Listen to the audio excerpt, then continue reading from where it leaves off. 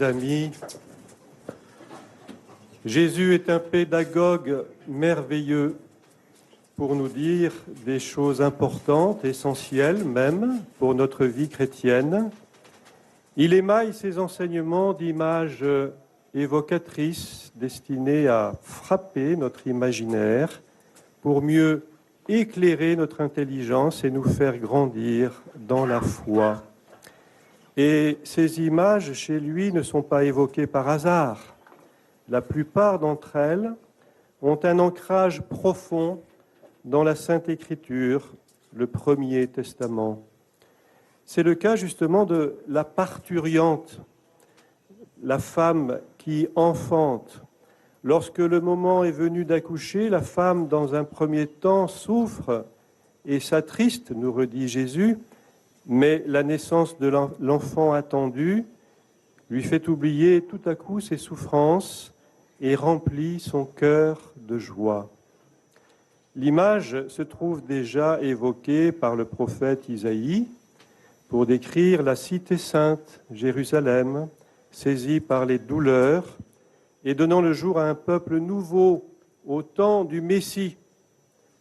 Clairement, Jésus se présente comme celui en lequel cette prophétie s'accomplit.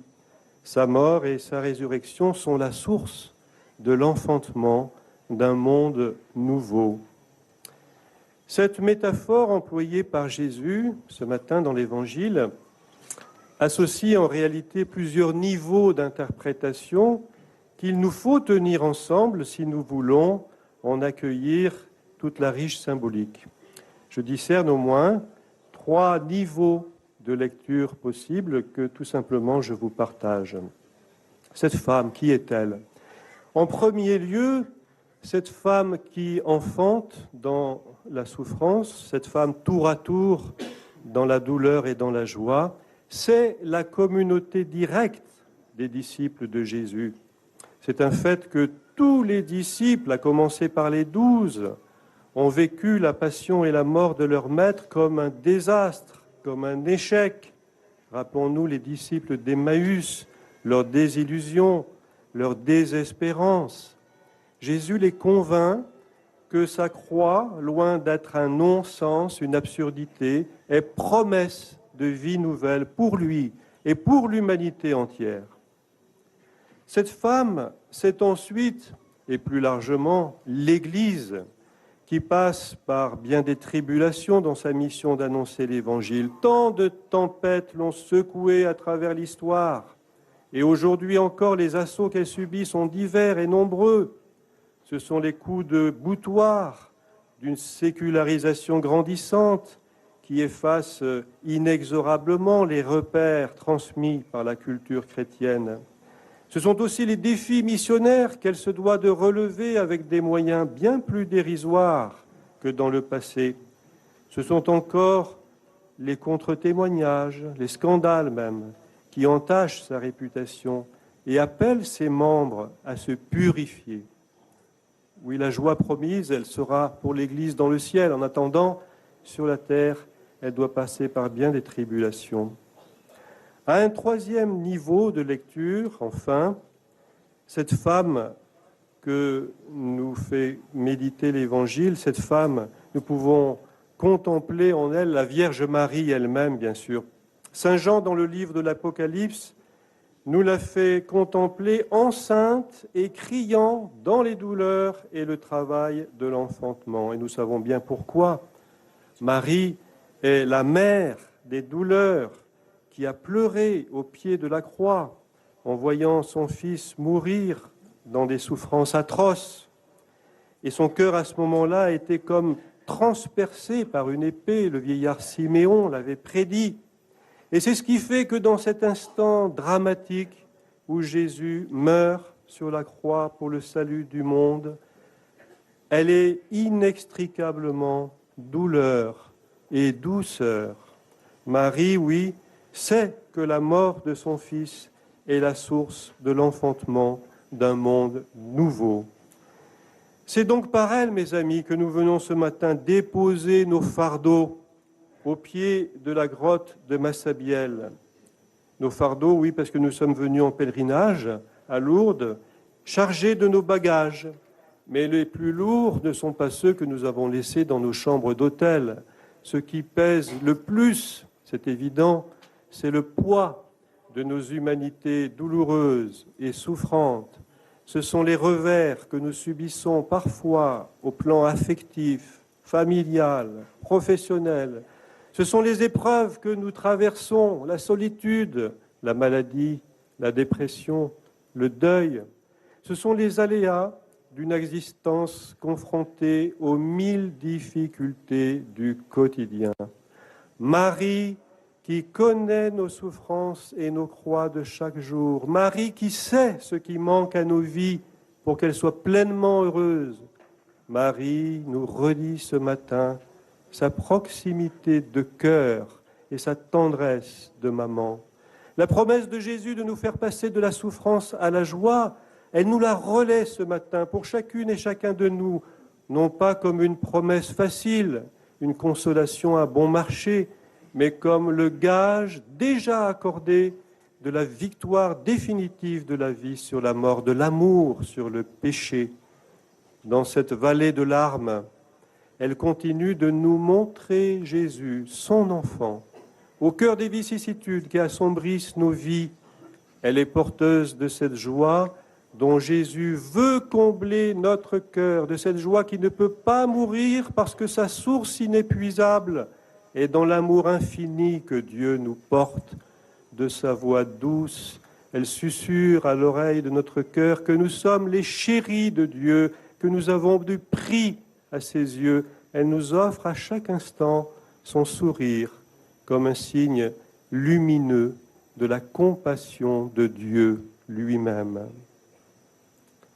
Alors mes amis, puisque les circonstances ont voulu que nos deux diocèses de Marseille et de Perpignan se retrouvent ici ce matin à la grotte, alors permettez à l'évêque des Catalans, mais qui a grandi en Provence, d'évoquer pour conclure, ce sera une note souriante, la Cupo Santo. Ai-je besoin de vous rappeler que ce chant, qui est devenu l'hymne provençal, est né de l'amitié entre Frédéric Mistral et le poète catalan Victor Balaguer. Ce dernier avait été exilé en Provence en raison de son opposition au gouvernement de la reine Isabelle II d'Espagne. Et c'est en souvenir de cette amitié, pour les remercier aussi d'avoir accueilli ce poète, que des écrivains catalans ont offert aux Félibres provençaux cette magnifique pièce d'orfèvrerie, cette coupe en argent. Sur le pied de la coupe en argent, en forme de palmier, on voit justement deux femmes élégantes qui se regardent et se saluent l'une l'autre comme deux sœurs. Ces femmes sont les figures allégoriques de la Catalogne et de la Provence. Alors, j'imagine le bonheur de Marie ce matin de voir les deux sœurs rassemblées à nouveau en ce lieu, comme jadis à Cana où elle fut témoin du miracle de l'eau changée en vin, lorsqu'elle pria à ce moment-là Jésus d'opérer le grand remplissage de l'amour. De même fait-elle encore aujourd'hui pour nous, ici à Lourdes, dans la coupe amère de nos vies. Elle prie Jésus de faire couler le vin nouveau du royaume où pétille déjà la joie de Pâques. Lisez Strambor et les Navandifor qu'elle veut déverser à flot dans notre quotidien éprouvé, c'est l'enthousiasme et l'énergie de l'Esprit Saint en personne, rien de moins que cela. Comment alors ne pas la prier avec ferveur à quelques jours seulement de célébrer la grande fête de la Pentecôte? Plus que jamais, elle est la mère qui continue de nous enfanter à la vie de Jésus ressuscité. Et c'est ainsi qu'elle est la mère de toute joie, au cœur même de nos histoires tourmentées. Dans l'Eucharistie que nous célébrons ce matin, avec une immense gratitude au cœur, accueillons par les mains et le cœur de Marie, notre mère, ce cadeau merveilleux de l'amour de Jésus pour nous. Amen.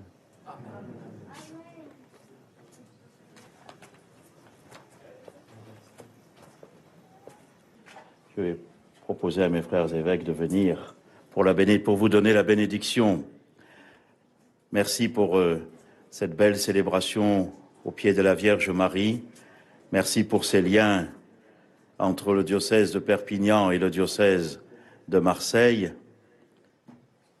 Cher Thierry, 2 fois par an, dans le diocèse de Marseille, une fois, je crois, au début de l'automne et une autre fois en février, si on monte sur la colline de Notre-Dame de la Garde ou sur celle de Notre-Dame du Château, à cause du soleil et si le temps est clair, on voit se dessiner au fond le début de la chaîne des Pyrénées et on voit le Canigou. Et alors ça fait un lien entre nous et je crois me souvenir qu'en février, c'est le 10 et le 11 février qu'on peut voir cela. Alors le 11 février, on peut se dire qu'ici à la grotte, vraiment le lien se fait entre Marseille et Perpignan.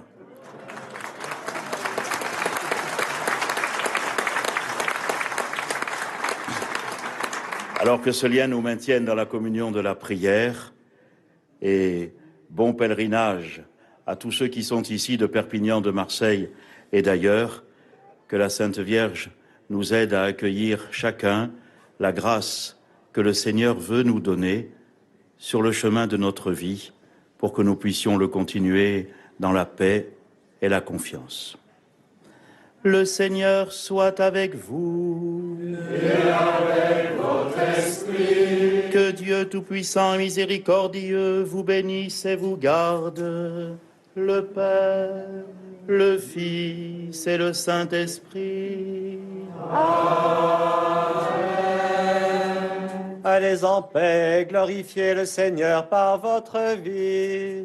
Nous rendons grâce